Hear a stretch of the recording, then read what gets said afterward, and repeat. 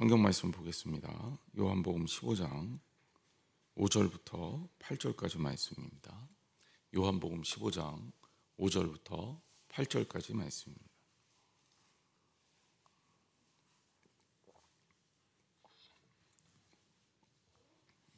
요한복음 15장 5절부터 8절까지 말씀 한 절씩 교독하겠습니다.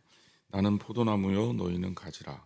그가 내 안에 내가 그 안에 거하면 사람이 열매를 많이 맺나니 나를 떠나서는 너희가 아무것도 할 수 없음이라.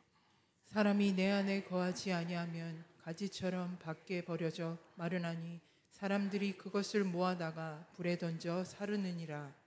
너희가 내 안에 거하고 내 말이 너희 안에 거하면 무엇이든지 원하는 대로 구하라. 그리하면 이루리라. 너희가 열매를 많이 맺으면 내 아버지께서 영광을 받으실 것이요 너희는 내 제자가 되리라. 아멘. 자, 선하고 아름다운 삶 12번째 장입니다. 제목은 날마다 하나님 나라를 경험하며 살기. 날마다 하나님 나라를 경험하며 살기는 선하고 아름다운 삶의 결론이라고 할 수 있어요. 우리가 어떻게 선하고 아름다운 삶을 살 수 있느냐 이렇게 물어본다면 날마다 하나님 나라를 경험하면 돼요. 하나님 나라는 그럼 무엇일까? 하나님 나라가 뭡니까? 하나님 나라에 대한 여러 가지 표현이 있고 성경적 표현도 여러 가지 비유로 나와 있지만 하나님 나라는 딱 이렇게 생각하시면 정답입니다. 하나님 나라는 하나님께서 통치하는 나라다. 하나님께서 다스리는 나라다. 자, 하나님 나라는 본질적으로 하나님께서 통치하시고 다스리는 나라다라고 했을 때 이 통치하시고 다스리는 나라의 특징이 뭘까? 여기에 이제 여러 가지 특징이 있을 수 있는 거예요. 첫째는 하나님 나라의 백성들은 행복할까요? 불행할까요? 행복하죠. 하나님 나라의 백성들은 사랑하며 살까요? 싸우며 살까요? 진짜요? 예. 우리 싸우면 안 돼요. 예. 이게 명확하죠. 그러니까 하나님 나라는 하나님께서 통치하는 나라고 하나님 나라의 특징은 행복하고 하나님 나라의 특징은 사랑이 넘치고 그렇죠? 하나님 나라의 특징은 하나님 말씀에 순종하며 사는 거고 하나님 나라의 특징은 매일매일 기쁘고 그렇죠? 우리 안에 아름다운 그리고 하나님 기뻐하실 만한 삶과 대화가 오가고 자 그렇게 여러분들이 딱 정의를 내리면 하나님 나라의 본질과 하나님 나라의 본질로 인해서 생기는 여러 가지 특징들을 우리가 볼 수가 있습니다. 자, 저자는요 하나님 나라를 설명하면서 굉장히 중요한 단어를 하나 끄집어내요. 이 저자가 끄집어내는 이 단어가 바로 관계입니다. 즉 하나님 나라를 사는 백성들은 하나님과 올바르고 아름다운 관계를 맺고 사는 것이다. 딱 이렇게 정의할 수 있는 겁니다. 그러면서 이제 이런 이야기를 하기 위해서 그래서 이제 본문의 서론에 이제 아주 독특한 예를 들어요. 이제 그 독특한 예가 뭐냐면 벽난로입니다. 벽난로.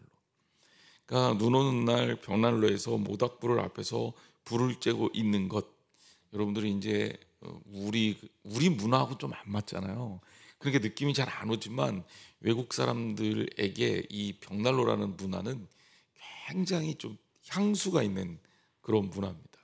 제가 미국에 있을 때 미국에서 이제 렌트해서 살던 집이 미국은 이제 아파트라 그러면 우리나라처럼 고층 아파트가 있는 게 아니라 우리나라 꼭 연립주택이나 빌라 같아요. 2층짜리 아파트에서 살았는데 일반적으로 아파트에 벽난로가 있기가 어렵잖아요. 근데 그 집은 벽난로가 있었어요. 벽난로가. 근데 거의 있는데 안 씁니다.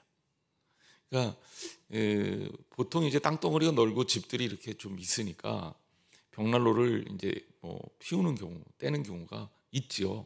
겨울이 되면 이제 벽난로에서 이제 불을 이렇게 나무를 쪼개서 넣어가면서 밤새 이제 맛있는 거 먹어가며 이렇게 대화를 해가는 게 그 나라의 이제 어떤 풍습이에요. 근데 그걸 얘기하고 있는 거예요.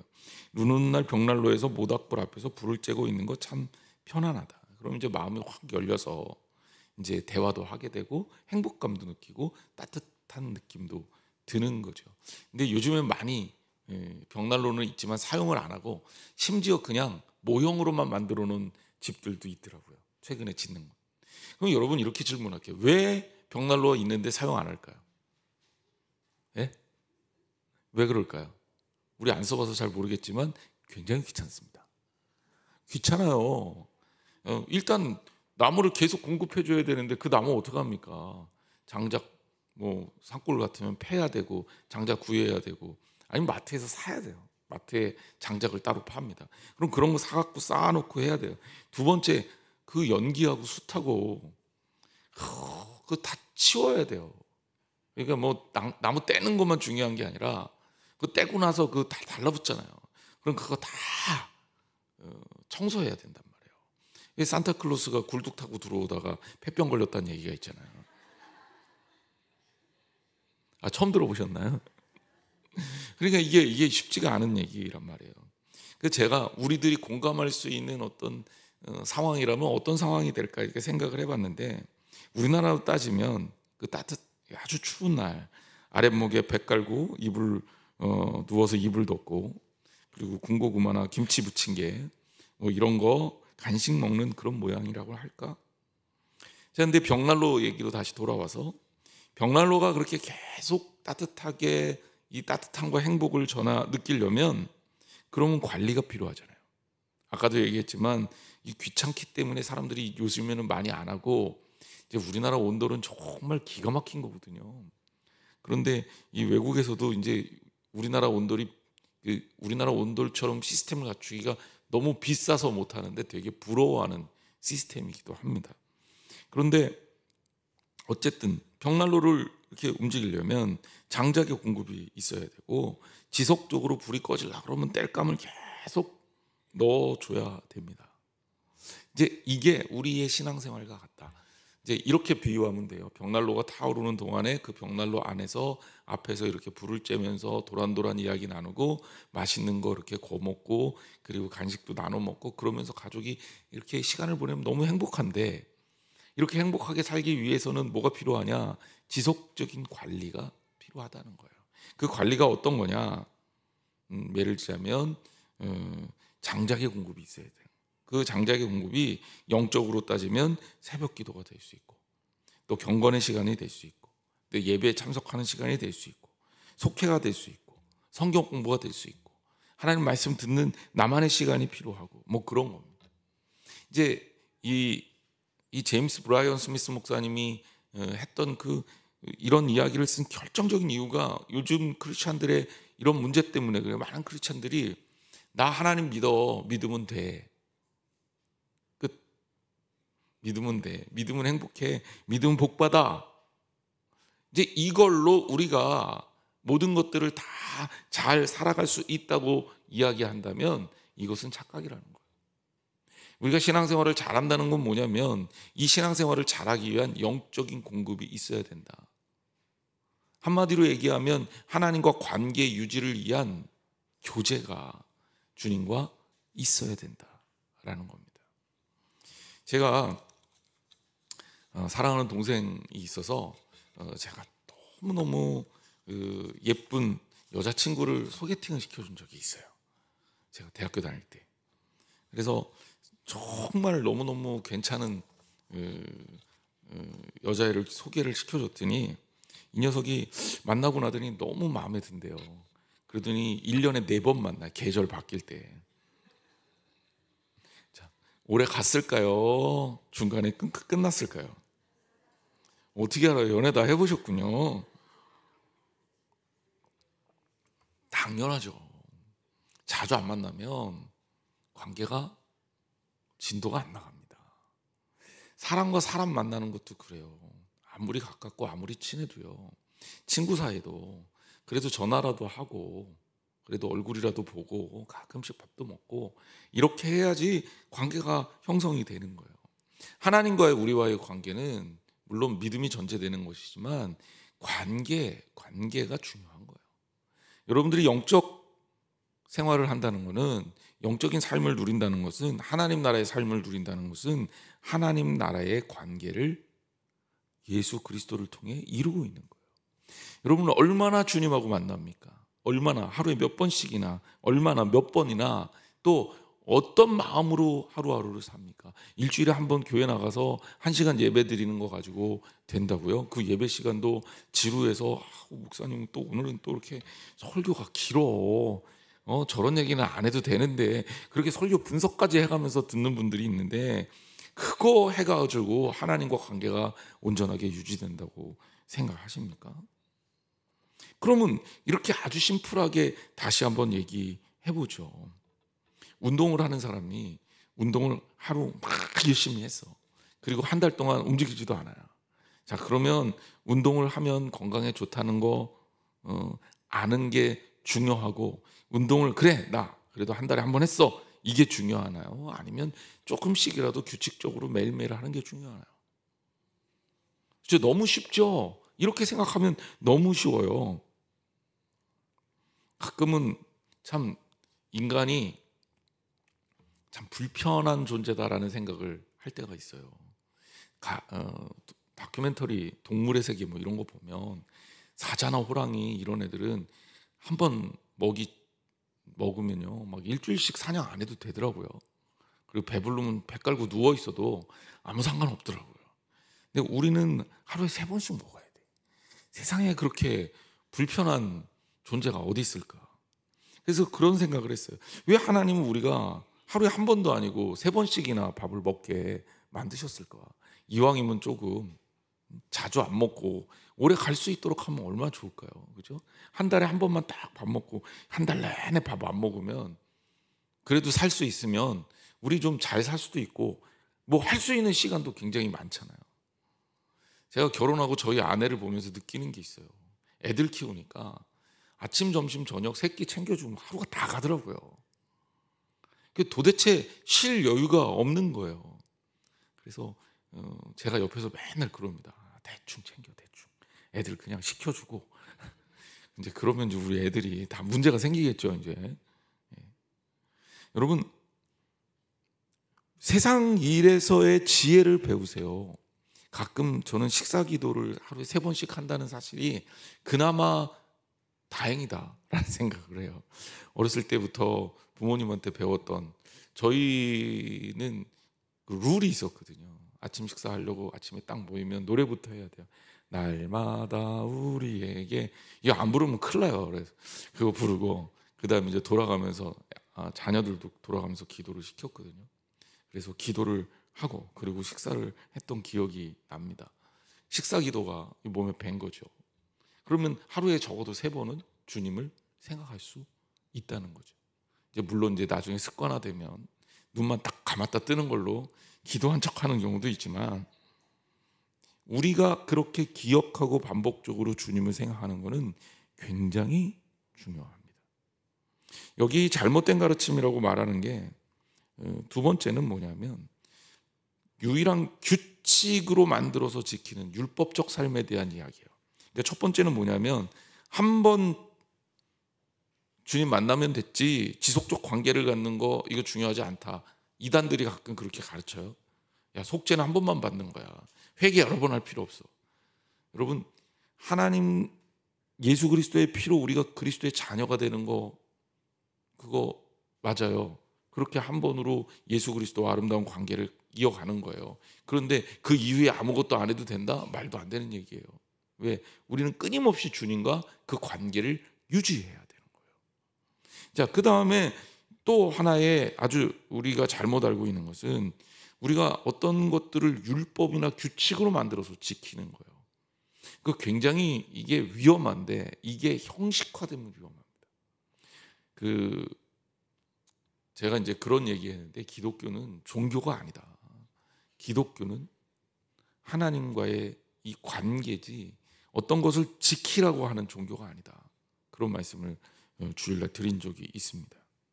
그러니까 율법이 잘못된 게 아니라 율법적 삶을 사는 게 문제예요. 하나님께서 우리에게 주신 규칙, 율법이 중요하죠. 근데 이것을 형식화시키는 게 문제예요. 이것을 우상화시키는 게 문제예요. 그럼 두 가지 위험이 발생합니다. 이 룰이 우상화되고 형식화되면 어떤 위험이 발생하느냐? 이거 지키는 걸로 내 신앙생활을 다 했다고 착각하는 거예요. 유대인들이 그랬잖아요. 유대인들이. 난 11조 드리니까, 나는 정결례법 지키니까, 나는 제사도 잘 드리니까, 나는 예물도 헌금도 많이 하니까, 그러니까 나는 됐죠. 이 정도면 된 거 아니에요? 예수님 뭐 더 해야 돼요? 예수님 찾아왔던 젊은 관원 얘기가 그 얘기입니다. 뭐 더 해야 돼요? 내가 이렇게 열심히 사는데, 내가 이렇게 주님 계명 다 지키고 사는데 내가 뭘 더 해야 돼요? 이거면 됐죠. 이게 뭐가 문제입니까? 우리 부족함을 인정을 안 해요. 교만하게 됩니다. 영적으로 교만한 것보다 위험한 게 뭐가 있어요? 두 번째, 이게 가지는 문제점은 뭐냐면, 내가 이렇게 잘 지키는 거 좋아요. 그런데 이게 형식화되고 우상화되면 다른 사람들을 판단하는 기준이 돼버려요. 억울한가 봐요. 나는 이렇게 열심히 하는데 너는 왜 그렇게 열심히 안 해? 그럼 막 화도 나고 억울한가 봐. 그럼 그런 경우 있습니까? 나는 이렇게 매일 교회 와서 열심히 봉사하는데 쟤는 왜 이렇게 열심히 안 하고, 목사님 또 저런 사람들 또 좋아하시는 것 같고, 그럼 심통납니까? 사람들이 오히려 더 그 사람 다 대접하는 것 같고 그러면 화가 납니까? 근데 여러분, 그거 아셔야 돼요. 목회자는요, 아무래도 믿음이 연약한 사람한테 마음이 더 가요. 그렇잖아요. 그럴 수밖에 없는 거 아니에요? 마음이 더 간다는 얘기가 마음이 더 쏠릴 수밖에 없다는 거예요. 이 사람을 더 좋아해서나 이 사람을 더 인정해서 그런 게 아니라, 한 사람이라도 더 예수 그리스도 안에 있게 하기 위해서는 오늘은 나왔지만 내일은 안 나올 수도 있는 그런 사람들을 신경을 쓸 수밖에 없어요. 아버지가 탕자의 마음을 더 두고 첫째 아들에게는 마치 무관심하게 보였던 것처럼. 근데 여러분,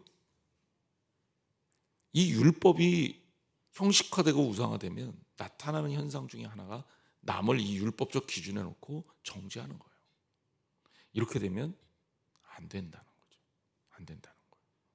그러니까 우리가 가지고 있는 하나님께서 우리에게 주신 계명들, 또 룰, 또 교회에서 생기는 여러 가지 전통 중에 이 참여하는, 이제 뭐 이걸 뭐라 그래야 되나, 경건의 수단들이라고 얘기를 하는데요. 이런 것들에 여러분들이 참여해서 하나님 만나고 예수 그리스도 안에서 은혜 받는 건 너무 좋은 일입니다. 그런데 이게 다른 사람을 정죄하는 기준이 되면 안 돼요. 이거는 나를 위해서 안 되는 거예요. 그 사람도 그 사람이지만 내가 그런 마음으로 신앙생활을 하면 건강하게 신앙생활하기 어렵습니다. 유대인들이 결국, 특히 바리새인들이 세리들을 지적질하고 예수님 곁에 있던 여인들을 공격하고 예수님의 제자들을 안식일을 안 지킨다고 힐난하고 이러면서 그 사람들의 신앙이 다 무너져 버렸어요. 그러니까 결국 율법을 우상화시키고 형식적인 종교를 갖게 된 사람들이 가지는 문제점이에요. 예수님은 여기에 이런 삶을 얘기하는 게 아니라 바로 예수 그리스도 안에 사는 삶을 말하고 있습니다. 오늘 읽은 본문이 바로 그런 내용이에요. 나는 포도나무고 너희는 가지다. 그가 내 안에, 내가 그 안에 거하면 사람이 열매를 많이 맺는다. 나를 떠나서는 너희가 아무것도 할 수 없기 때문이다. 사람이 내 안에 거하지 아니하면 가지처럼 밖에 버려져 마르는데 사람들이 그거 모아다가 불에 던져 사른다. 너희가 내 안에 거하고 내 말이 너희 안에 거하면 무엇이든지 원하는 대로 구하라. 그러면 이루리라. 너희가 열매를 많이 맺으면 내 아버지께서 영광을 받으실 것이요 너희는 내 제자가 되리라. 이 말씀의 핵심적 메시지는 뭐냐면 관계가 신앙이라는 거예요. 하나님과의 관계. 여러분, 주님과 어떤 관계를 맺고 있습니까? 주님과 소통하고 있나요? 하나님과 지속적으로 관계를 맺으며 주님의 마음을 우리가 이해하고 있나요? 주님께서 우리의 마음에 주장하셔서, 우리의 마음에 계셔서, 우리의 마음 속에서 나를 주장하시고 나를 이끄시나요? 요즘에 신명기 새벽 예배, 신명기 말씀 가지고 같이 은혜 나누고 있는데, 무릇 지킬 만한 것보다 내 마음을 지키라고, 마음을 지키는 게, 영혼을 지키는 게 엄청 중요함을 얘기하고 있습니다. 결국 율법은요, 하나님과의 관계 유지를 위한 수단이에요. 그 계명을 지키는 것은 하나님과의 관계를 유지하기 위한 방법이고요. 그리고 이것이 신약으로 와서는 성령님의 내주하심으로 바뀐 거예요. 이게 새로운 언약인 거예요. 성령님의 내주하심을 따라 우리가 주님과 온전한 교제를 하게 된다는 거예요. 그러려면 어떻게 해야 됩니까? 주님하고 함께 시간을 보내야죠. 함께 나누는 거죠. 그게 가장 중요한 거다. 자, 그러면 그런 차원에서 주님과 함께 나눈다라는 의미는 어떤 의미를 갖고 있느냐?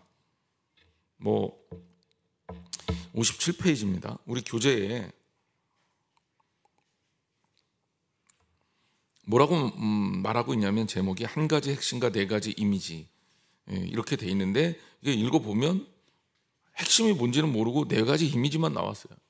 근데 핵심이 뭐냐면 유일하게 주님의 가르침이야말로 유일한 삶의 길이다. 그러니까 한마디로 얘기하면 핵심적인 얘기는 주님과 온전한 관계를 맺으려면 하나님 말씀의 사람이 돼야 된다는 거예요. 다른 길은 없다는 거예요. 자, 그것을 통해 우리가 네 가지의 이미지들을 좀 만들어 봅시다. 첫 번째는 어렵지만 그 어려운 것을 감수하고 좁은 길로 가는 겁니다.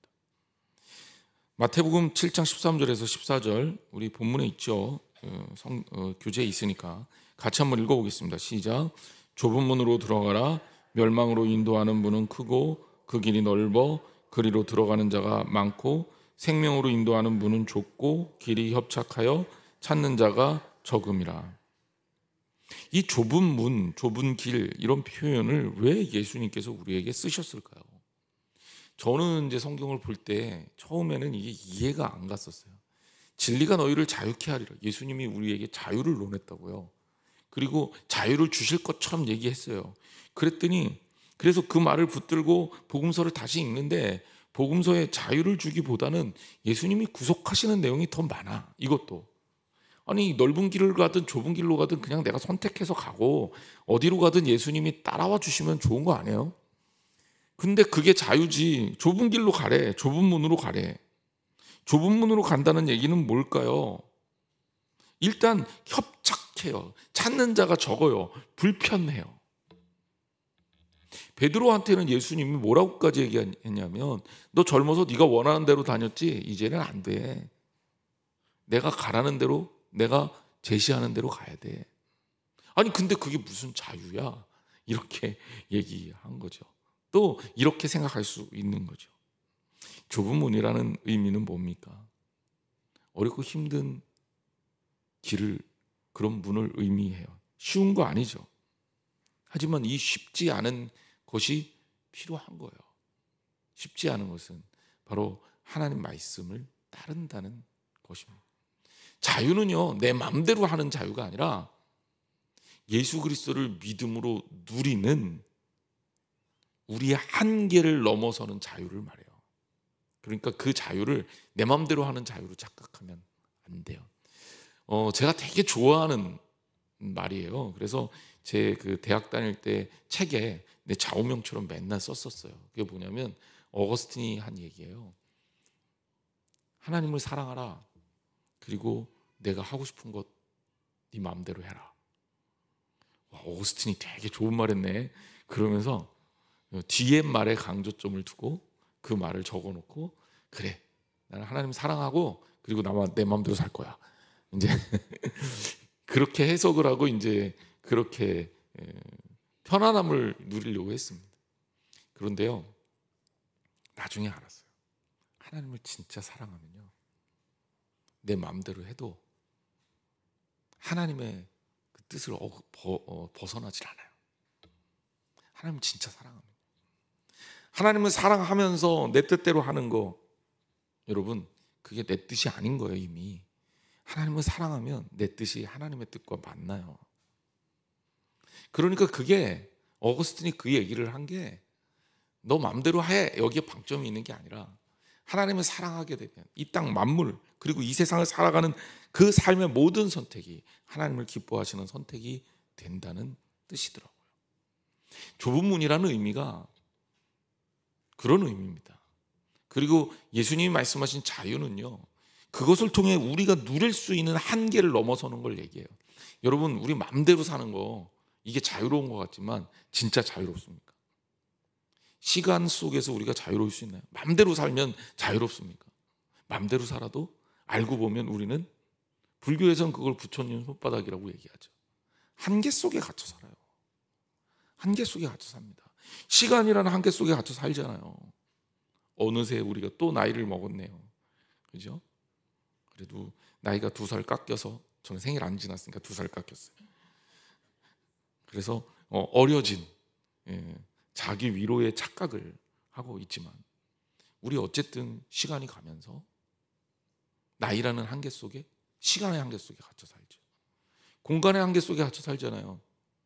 여러분, 어떤 때는 막 산꼭대기 올라가서 아래를 바라보며 호연지기 이런 것도 누리고 싶고, 파도소리 들어가면서 잠도 자보고 싶고, 멋진 경치 보면서 그런 것도 느껴보고 싶고, 또 알프스 산꼭대기에서 멋진 설경을 보고 싶은 충동도 느끼고 하잖아요. 근데 여러분, 할 수 있나요? 안 돼요. 공간의 한계 속에 갇혀서 그렇습니다. 여러분, 우리는 한계 속에 있는 존재예요. 아무리 잘나고 아무리 능력이 뛰어나고 아무리 대단해도 한계 속에 갇혀 있어요. 프로이드 같은 사람은 인간이 가진 질고다 이런 표현을 썼습니다. 그럼 한계 속에 갇힌 우리는 이걸 어떻게 넘어서야 되냐? 유일하게 딱 한 가지 방법밖에 없다는 거예요. 예수 그리스도예요. 예수 그리스도를 통해 죽음을 넘어서고 공간적 한계를 극복하고 하나님 나라를 경험하는 거죠. 그리고 예수 그리스도를 통해 우리가 가지고 있는 인간이라는 존재의 한계를 넘어서서 새로운 영적 존재로 거듭나게 되는 거예요. 이게 그리스도를 통해서 가능한 거예요. 그러니까 진리가 우리를 어떻게 한 거예요? 이 한계를 넘어서는 자유를 누리게 한 거죠. 그럼 풀리죠. 그럼 그 진리가 뭐냐? 그 진리가 좁은 문이에요. 그러니까 이런 말씀들이 예수님이 여기서 이 말하고 저기서 저 말한 게 아니라 하나의 말씀으로 만나요. 이 진리가 좁은 문이에요. 진리라는 것을 찾기 위해서는 때로는 좁은 길로 가는 길이다. 근데 그 길밖에 없어요. 두 번째는 속을 뒤집어보면 안다 이렇게 표현했는데, 이 말은 내면이 건강해야 된다.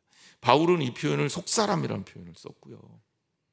요즘 모세의 설교에 나오는 모세의 설교에서 신명기에서는 내 마음 그리고 혹은 내 영혼 이런 표현을 썼습니다. 자, 마태복음 7장 15절에서 20절 말씀 우리 같이 한번 또 읽어보겠습니다. 시작. 거짓 선지자들을 삼가라.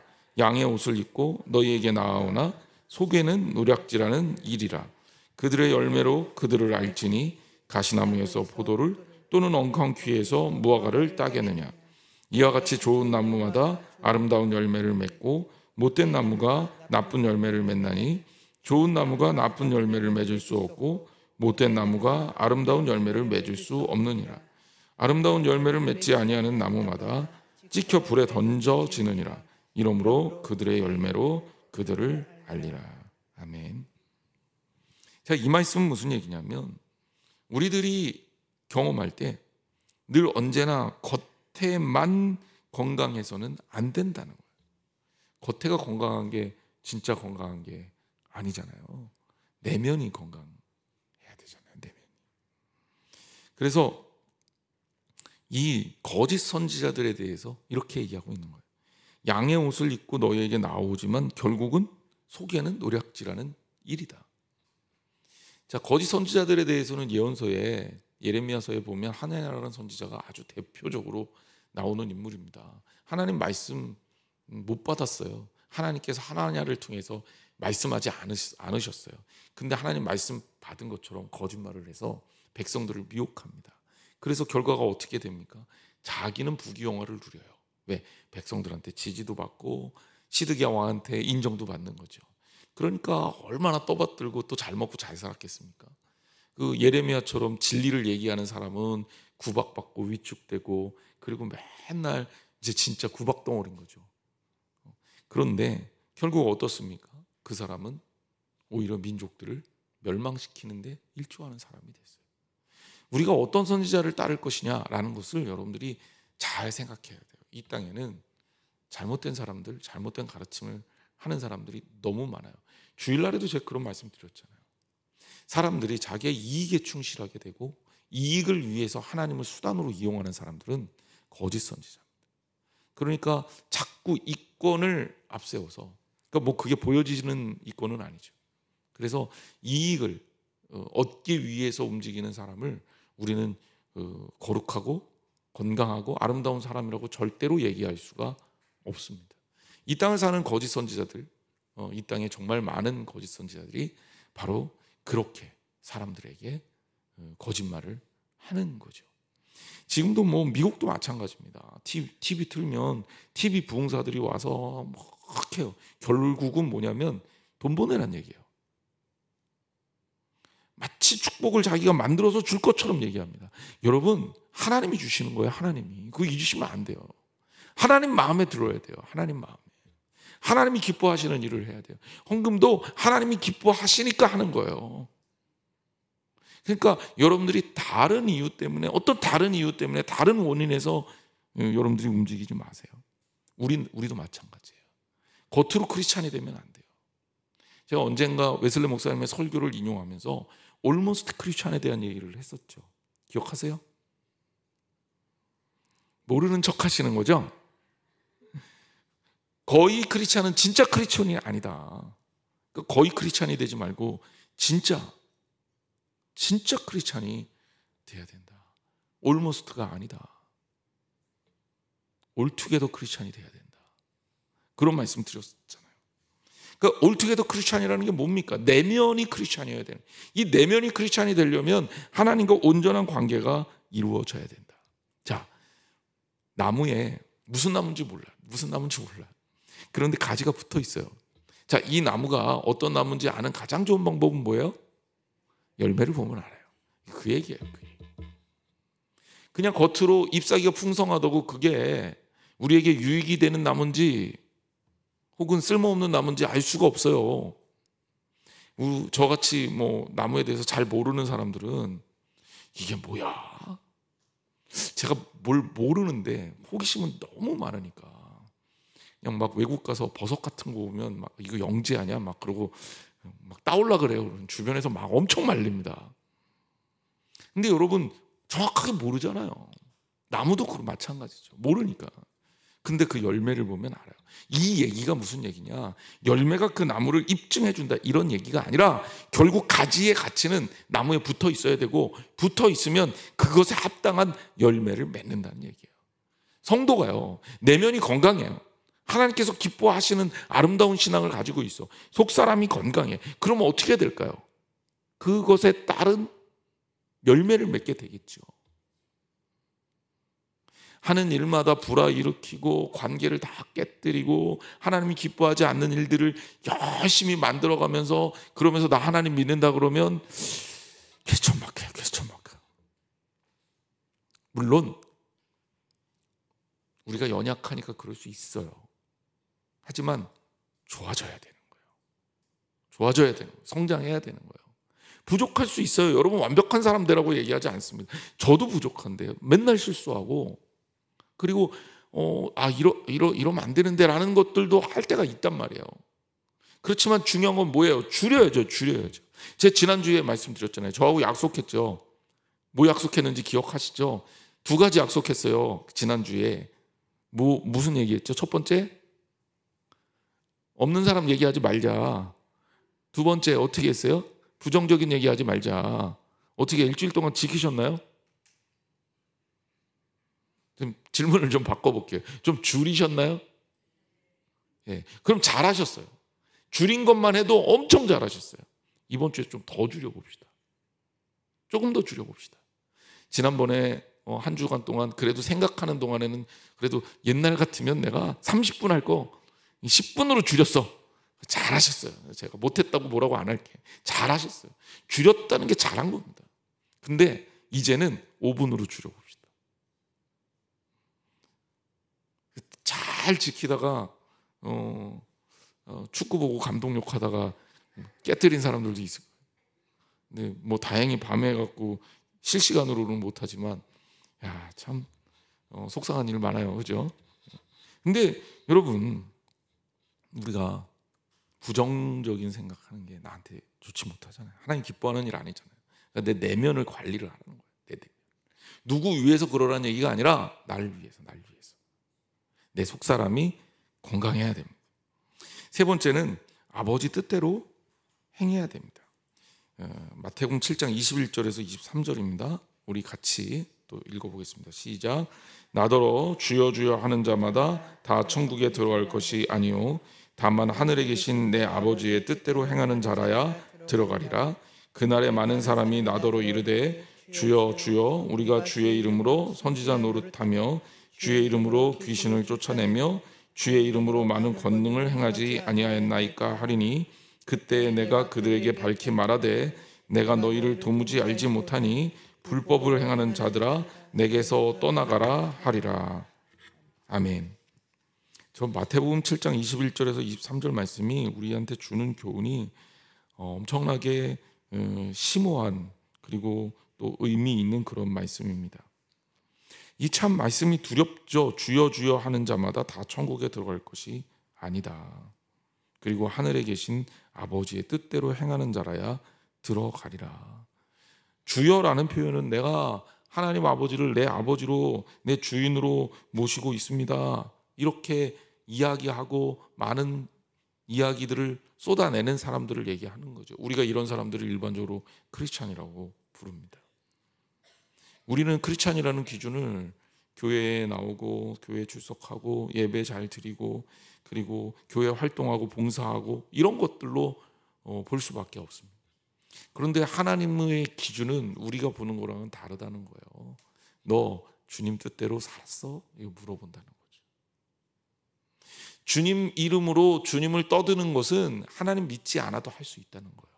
자, 우리 사도행전 배울 때 거기 그 제사장 스게아의 아들 7이 바울 따라서 예수 그리스도의 이름을 불러가며 귀신 쫓다가 망신당했죠. 그 본문 배우셨잖아요. 그렇죠? 자, 그게 무슨 얘기를 합니까? 입술로 하나님을 주문처럼 활용하는 거예요. 제가 그랬어요. 우리 주님 예수 그리스도를 믿는 신앙은 주문으로 예수 그리스도를 이용하는 게 아니다. 많은 사람들이 그런 유사 뭐라 그럴까? 기독교? 유사 종교? 사이비죠, 사이비. 사이비 신앙인들에게 미혹되는 경우가 있어요. 왜냐하면 겉은 화려하거든요. 여러분, 이만희도 성경 얘기예요.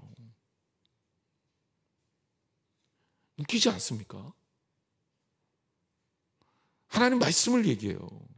지 마음대로 해석해서 그렇지. 그런데 거기에 미혹되면 어떻게 됩니까? 망하는 거예요. 정말 수많은 이단들이 하나님 말씀을 내세워서 소위 말해서 장사를 합니다. 왜? 잘 먹히잖아요. 그리고 사람들이 현혹되고 그리고 흔들린단 말이에요. 정말 하나님의 마음에 합한 사람은 아버지의 뜻대로 사는 사람이에요. 그럼 아버지의 뜻대로 살려면 어떻게 해야 되냐? 원론적으로 또 본질로 돌아가면 아버지의 뜻은 하나님 말씀, 그죠? 말씀을 그래서 우리가 배우고 말씀에 붙들려야 돼서 말씀을 통해서 영적인 공급을 받으며 결국 성령이 내주하시는 삶을 살아야 돼요.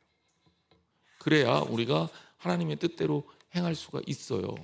이제 문제는 이 하나님의 뜻대로 행하는 거, 하늘에 계신 아버지의 뜻대로 행하는 게 나 이제 하나님의 뜻대로 행해야지 이런 거 가지고 안 되기 때문에 문제가 돼요. 하나님의 뜻대로 행하려면 주님의 이끄심을 받아야 됩니다. 주님의 붙들림을 받아야 돼요. 주님 붙들림 받으려면 어떻게 해야 됩니까? 주님하고 어떻게 돼 있어야 돼요? 연결돼 있어요. 연결돼 있어야죠. 연결 안 돼 있으면 안 들려요. 어렸을 때 요즘은 워낙 스마트폰 전화기 이런 거 잘 돼 있으니까 요즘 애들도 그런 거 하는지 모르겠지만 소리라는 이 소리의 개념을 물리적으로 이해하기 위해서 아이들한테 어떻게 하냐면 종이컵 뒤에다가 구멍을 뚫어서 실을 쫙 연결해서 둘이서 이렇게 한쪽으로 이렇게 듣고 말하고 그러면 속닥속닥 얘기해도 그 줄을 타고 소리가 전달이 되면서 음성이 들리잖아요. 그런 거 해보셨죠? 그렇죠? 여기 있는 분들은 대부분 해보셨을. 예. 요즘 애들은 그런 거 하나 모르겠어요. 하겠죠. 그래도 그게 소리를 이해하는 굉장히 중요한 실험이니까. 근데 중간에 몰래 이렇게 딱 끊어요. 그러면 소리가 들릴까요? 안 들릴까요? 안 들려요. 하나님하고 연결돼 있지 않으면, 하나님하고 교제하지 않으면 하나님 뜻을 알 수가 없어요. 그러니까 매번 매 순간에 하나님의 뜻을 알기 위해서 우리가 애써야 합니다. 여러분 마음에 나는 주님의 뜻을 두고 살 거야, 주님의 뜻을 따라 살 거야, 주님과 교제하며 살 거야 라는 것들을 마음에 두고 사세요. 그래서 시시로 수시로 정말 생각이 날 때마다, 또 그런 상황이 될 때마다 그런 어떤 훈련을 하시는 거예요. 말씀을 하루에 일정 분량을 하루 종일 보란 얘기 안 할게요. 하루 종일 성경을 봐서 성경이 박사가 되라, 절대로 그런 얘기 안 할게요. 그런 분들 많아지면 저 설교하기 힘들어요. 정말이에요. 어떤 권사님 진짜 성경 다 외우고 계시는 분이 있어갖고 그분 앞에서 설교하려면 그렇게 힘들었던 기억이 나요. 근데 그렇게 안 해도 돼요. 그렇게 안 해도 되는데, 말씀을 묵상하고 말씀을 늘 가까이 할 수 있는 연습, 그리고 시간이 날 때마다, 기회가 될 때마다 길게 안 하셔도 되는데 지속적으로 하나님과 교제하는 기도를 하셔요. 기도를 하셔요. 기도할 게 얼마나 많습니까? 제가 우리 교인들 기도 제목 요새 책으로 만들어서 시간 날 때마다 계속 보고, 지금 앞에서부터 뒤까지 공부하듯이 이렇게 넘겨가며 기도하고 있어요. 지금 여기 PDF에 태블릿에다 넣어놓고 시간 될 때마다 공부하듯이 보고 있거든요. 여러분 기도 제목 많잖아요. 그러면 그 기도 하나님께 드려야죠. 그러면서 교제하는 거예요. 대화가 뭡니까? 나 이거 힘든데 너 어떻게 생각해? 친한 친구하고 이런 거잖아요. 속상한 일 있을 때 또 생각나서 대화하고.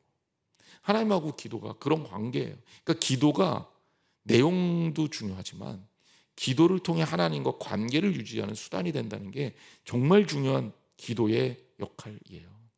그리고 또 이 저자는요, 좋은 신앙서적이 한 권이 있으면 그것들을 이렇게 좀 읽었으면 좋겠다, 이런 권유도 합니다. 그래서 여러분 사순절 때 이번에 사순절 때 우리 교인들하고 그런 묵상을 하고 말씀 필사를 좀 할 수 있는 책을 나눠드리려고 그래요. 또 우리 목사님은 뭔 말만 있으면, 작년에도 그거 쓰느라고 내가 고생했는데 또 뭐 나눠주고 쓰라고 그러네, 또 그럴지 모르겠는데, 여러분 신앙적으로 잘 따라오시면 도움이 됩니다. 우리 사순절인데 또 그냥 넘어갈 수 없잖아요. 그러니까 성경 말씀 필사하고 또 묵상할 수 있는 자료를 드릴 테니까 하루에 하나씩 시간을 들여서 또 그런 시간을 갖는 거 엄청 중요합니다. 이게 다 뭐예요? 장작되는 거, 장작되는 거. 내 마음에 불이 꺼지지 않게 장작을 계속 떼주는 거예요. 이렇게 비유하면 여러분들이 이해가 될 것 같아요.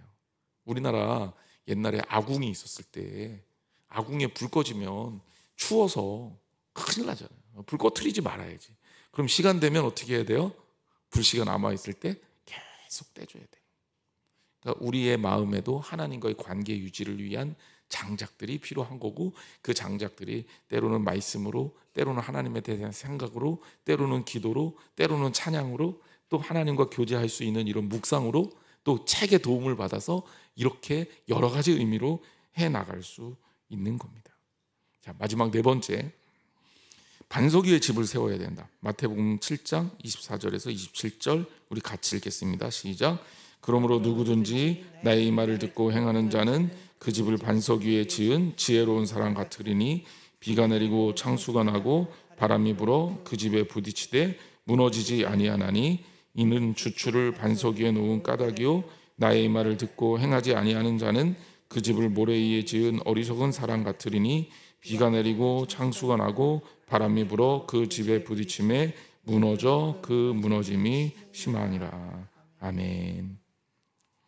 건물을 튼튼하게 지으려면 그 위로 올라가는 것만큼 밑으로 지하를, 땅을 파야 돼요.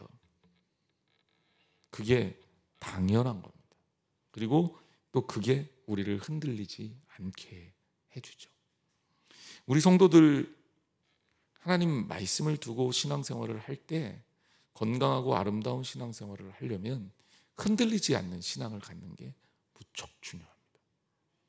어려움이 닥쳤을 때 금방 흔들려서 막 불안해하는, 어쩌면 신앙 또 다 까먹고 그냥 처음부터 다시 또 시작해야 되는 그런 성도들이 가끔가다 있어요. 교회 잘 다니다가 또 어려움이 생기거나 뭔 일이 있으면 또 잠깐 쉬어요. 그러다가 또 다시 시작하고. 이제 물론 저는 다시 시작하는 교인들을 응원합니다. 그리고 축복하고요. 작년에 저희 교회 등록한 성도들 중에는 다시 시작하는 성도들이 참 많았어요. 근데 한편으로 그것도 은혜다라고 생각해요. 신앙 안에서 우리가 다시 시작할 수 있으니까 다 감사한데, 이제는 떠나는 일이 있으면 안 됩니다. 떠나는 일이 있으면 안 됩니다. 저는요, 못 떠나게 할 거예요. 안 돼요. 하여튼간 주님하고 관계가 끊어지면 안 돼요. 투덜거리고 불평하는 거 할 수 있어요. 하지만 그럼에도 불구하고 절대로 주님 곁에서 멀어지지 마세요. 목사님 시험 들었어요. 나 이제 교회 안 나갈래. 시험 든 것까지 내가 이해할 테니까 교회 안 나간다는 말은 하지 마세요. 그건 본인이 도움이 안 돼요. 시험 들 수 있어요. 그렇지만 나 이제 교회 안 나갈래. 여기까지 가면 안 돼. 큰일 나요. 절대 안 돼요. 여러분, 우리는 반석 위에 세운 집이 돼야 돼요. 절대로 모래 위에 지은 집이 돼서는 안 됩니다. 그거 다 까먹으면 그 뭐 아무 소용이 없어. 위에 세웠던 아무리 멋지게 지으면 뭐예요? 아무 의미가 없는 거예요. 예수 그리스도 안에서 산다는 것은 하나님 말씀 위에 든든하고 아름다운 집을 짓는 걸 말해요. 그래서 제가 맨날 본질 얘기하고 아주 지겹게 여러분들 머릿속에 아주 귀에 못이 박히게 정말 본질 얘기하고 하나님 말씀 얘기하고, 그리고 설교 시간에도 계속 말씀 하는 거예요. 그거 말고는 딴 게 없어요. 우리가 흔들리지 않는 신앙을, 흔들리지 않는 침대 말고 흔들리지 않는 신앙을 굳건하게 가지시기를 주님의 이름으로 축복합니다. 자, 오늘은 여기까지 하겠습니다. 여러분, 장작불 기억하시고, 나 이제 땔감 떨어뜨리지 않을래. 계속 나무 장만해서 영혼의 마음의 불을 꺼뜨리지 말기를 주님의 이름으로 축원합니다. 기도.